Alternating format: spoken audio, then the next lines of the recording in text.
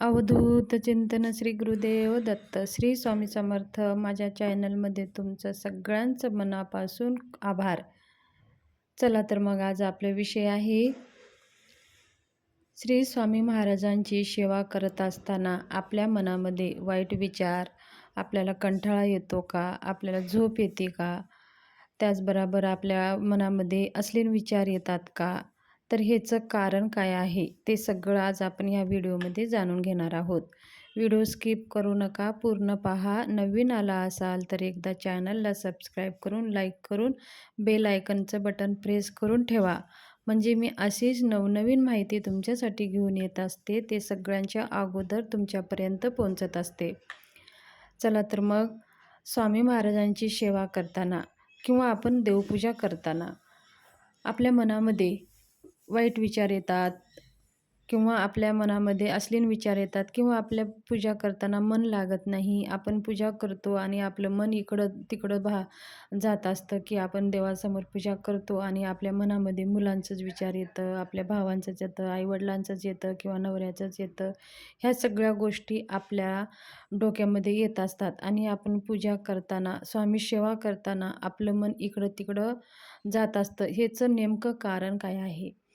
तर बघा, ह्याचं नेमकं कारण खूप शास्त्रीय कारण आहे. हे असंच आपल्याला विचार येतात म्हणजे हे असेच विचार येत नाहीत. ह्यांच्या मागचं सुद्धा कारण आहे. पूजा करताना, देवपूजा करताना आपलं देवपूजा करण्यामध्ये मन न लागणे, स्वामी सेवा करताना आपलं स्वामी सेवेमध्ये मन न लागणे, आपल्या मनात वाईट विचार येणे, आपलं मन इकडं तिकडं भटकणे. मग आपण काय करतो, हे सगळं आपलं मन असं करायला लागलं की मग आपली देवपूजासुद्धा आपण पूर्ण करत नाही आणि स्वामी सेवासुद्धा पूर्ण करत नाही. आपण अर्धवटच सोडून देतो. मग आपल्याला मग ती पूजा तशीच राहते. मग ते अर्धवट सेवा झाल्यामुळे सुद्धा आपल्याला त्याचे दोष लागतात, त्याचे वाईट परिणाम आपल्याला भोगावे लागतात. तर ह्याचं मागचं कारण हे आहे की आपल्या घरामधलं पितृदोष. आपलं पितृ पंधरवाडा झालं की आपल्या पितरांचं आठवणसुद्धा आपण करत नाही. तर सगळ्यात मोठा दोष तर असतो आपला पितृदोष. आपल्या घरामध्ये जर पितृदोष असेल तर आपल्याला देवपूजा करण्यासाठी, स्वामी सेवा करण्यासाठी आपलं मन अजिबात लागत नाही. आपल्यामध्ये, आपल्या स्वामीमध्ये सगळ्यात पहिलं स्थान कुणाचं आहे तर हे आपले पित्र आहेत. हे पित्र काही आपले वाईट करते असे नसतात. आपलं पित्रामुळे काही आपलं वाईट होतं असं नसते. पित्रामुळे आपलं खूप काही असं चांगलं होतं. पण एवढंच आहे की आपण त्या पित्रांसाठी, त्यांच्या संतुष्टीसाठी त्यांची आठवण आपल्याला करायची आहे, त्यांची सेवा करायची आहे. त्यांच्यासाठी सुद्धा आपण सेवा दररोज केली पाहिजे. ह्या सेवा दररोज पित्रांसाठी झालीच पाहिजे. तर बघा, तुम्ही ह्या महिना 2 महिने तुम्ही ही सेवा करून पहा. तुमची पूजा करताना मन लागतं आणि तुमच्या घरामध्ये बघा कोणतेही अडथळे येत नाहीत. आणि आपण जर तुमच्या घरामध्ये बघा असं जर जाणवत असेल की सारखं घरामध्ये भांडणं होत असेल किंवा तुमच्या मुलींच्या लग्नामध्ये अडथळे येत असेल किंवा वडिलांचं आणि मुलांचं अजिबातच जमत नसेल, खूप मग घरामध्ये मारामारी चालत असेल आणि पती पत्नीमध्ये सारखे भांडणं होत असेल, तर हे समजून घ्या की हे सुद्धा पितृदोषाचे लक्षण असतात. ज्याच्या घरामध्ये, परिवारामध्ये आपसमध्ये जमत नाही, पटत नाही, तर इथंसुद्धा पितृदोषाचा त्रास असतो. तर हे सगळं तुम्हाला जाणवतं का? त्याचबरोबर हे जर जाणवत असेल तर तुमच्या पित्रांची सेवा आधी तुम्ही करा. काय करायचं आहे, आपल्याकडे नित्य ग्रंथ असेल तर त्याच्यामध्ये पित्रांची सेवा दिलेली आहे, पितृस्तुती त्याच्यामध्ये दिलेली आहे. आपल्याला देवपूजा करण्याच्या आधी अंघोळ झाल्या देवपूजाला आपण बसतो. तर आपण अंघोळ झाल्या काय करायचं आहे, देवपूजा करण्याच्या आधी फक्त 2 ते 3 मिनटं लागतात ही सेवा करायला, जास्तीत जास्त 4 मिनटं. आपल्याला पितरांसाठी आपल्या घरामध्ये दक्षिणेकडे तोंड करून बसायचं आहे आणि पितरांसाठी एक अलग आसन लागणार आहे. एक अलग पितरांचं, जसं आपलं देवाचं एक आसन असतं तसंच एक पितरांसाठी आसन घ्यायचं आहे आणि दक्षिणेकडे तोंड करून आपल्याला नित्य ग्रंथ घ्यायचा आहे आणि बसायचं आहे आणि आपल्या पितरांचं जे जे तुमचे पित्र, तुमचे आजी आजोबा, तुमचे आईवडील असतील किंवा आजी पणजोबा असतील, त्यांचं स्मरण करायचं आहे आणि पितृस्तुती काढायचं आहे.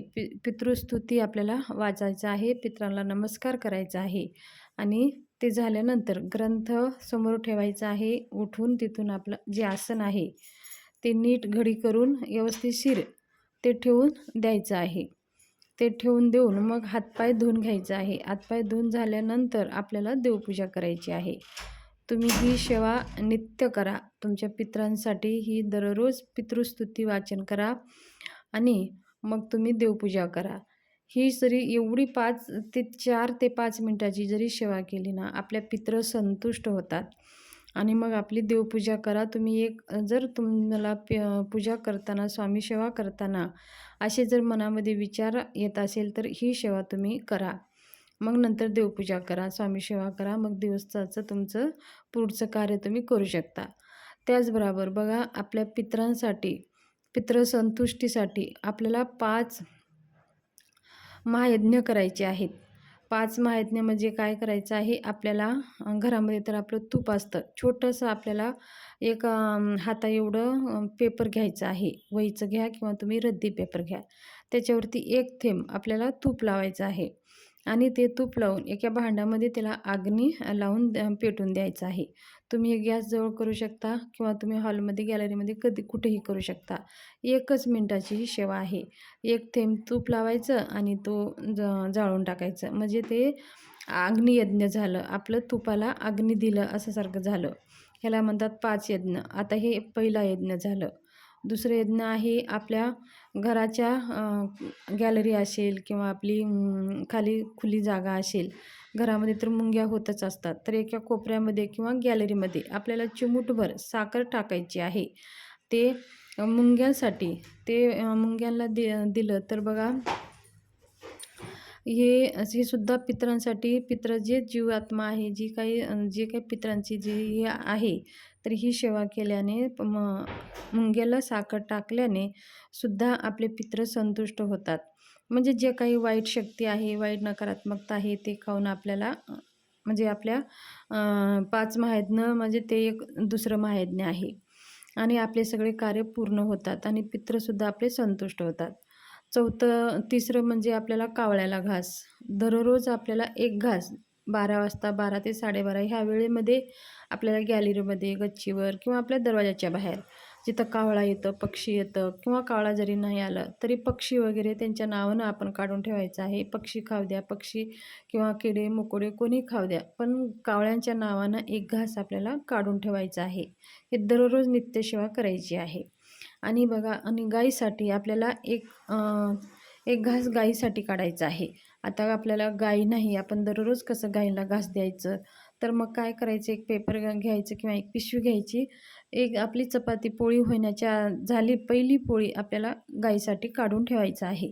तुम्ही 8 दिवस 15 दिवस असंच जमा करा. एकदाच तुम्ही गाईमध्ये कुठं आश्रम असेल, गोठा असेल किंवा गोशाळा असेल, तिथं नेऊन गाईला तुम्ही देऊ शकता. हे दररोज सेवा करायची आहे आणि ते 8 दिवसानं 15 दिवसानं एकदा तुम्ही नेऊन दिलं तरी पण चालेल. पण त्यांच्या गाईच्या नावानं 1 चपाती आपल्याला काढून ठेवायची आहे. दुसरी सेवा म्हणजे आपल्याला आपल्या घरामध्ये छोटे मुलं येतात किंवा आजूबाजूचे कोणी छोटे मुलं असतील तर दररोज आपल्याला त्यांना 1 चॉकलेट द्यायचं आहे. ते मनुष्य यज्ञ झालं. आपण प्रत्येक आपल्या घरामध्ये कोणीही माणसं येऊ किंवा छोटे मुलं येऊ, जे कोणीही आपल्या घरामध्ये येतात त्यांचं मान सन्मान करून चहा नाश्ता करून पाठवायचा आहे आणि छोट्या मुलांना 1 चॉकलेट तरी आपल्याला दररोज द्यायचं आहे. ते मनुष्य यज्ञ होतं. आणि बघा, अग्नीला जर तूप दिलं तर आपल्याला ते देवयज्ञ होतं आणि मुंग्याला जर साखर टाकली तर ते भूतयज्ञ होतं आणि कावळ्याला घास दिलं तर ते पितृयज्ञ होतं आणि गाईला जर आपण घास दिलं तर ते ऋषीयज्ञ होतं आणि मनुष्याला म्हणजे मुलांना जर चॉकलेट दिलं तर मनुष्ययज्ञ होतं. असे 5 प्रकारचे यज्ञ आपल्याकडनं घडतात आणि ह्याला काही आपल्याला खर्च लागत नाही. तर हे पितृसंतुष्टीसाठी, पितृदोषापासून मुक्ती भेटण्यासाठी आणि पितृदोष कमी करण्यासाठी हे 5 महायज्ञ आपल्या जीवनामध्ये जर का दररोज केले, तर आपल्याला पितृशांती करण्याची सुद्धा गरज नाही. दोषाचं आपल्याला एवढं शांती करण्यासाठी खूप काही खर्च लागतं. तर बिना खर्चानं गुरुमाऊलीनं सांगितलेली ही सेवा आहे. आपल्याला बिना खर्चानं ही सेवा दररोज करायची आहे. तर ह्याला काहीच वेळ लागत नाही. या नित्य जीवनामध्ये लावून घ्यायचं आहे. उठल्या-उठल्या चिमूटभर साखर मुंगीला टाकून द्यायचं. एक थेंब पेपराला रद्दीला तूप लावून जाळून टाकायचं आणि स्वयंपाक झाला की एक घास बाहेर दरवाजाबाहेर किंवा गॅलरीमध्ये ठेवून टाकायचं. एक चपाती आपल्या गाईच्या नावानं काढून ठेवायची आणि दिवसभरामध्ये कधीही एखादी मुलांना आपल्याला चॉकलेट देऊन टाकायचे. ह्या इतक्या सोप्या सेवा आहेत आणि ह्या आहेत छोट्या-छोट्या सेवा, पण ह्याचं रिझल्ट आपल्याला खूप सकारात्मक देतं आणि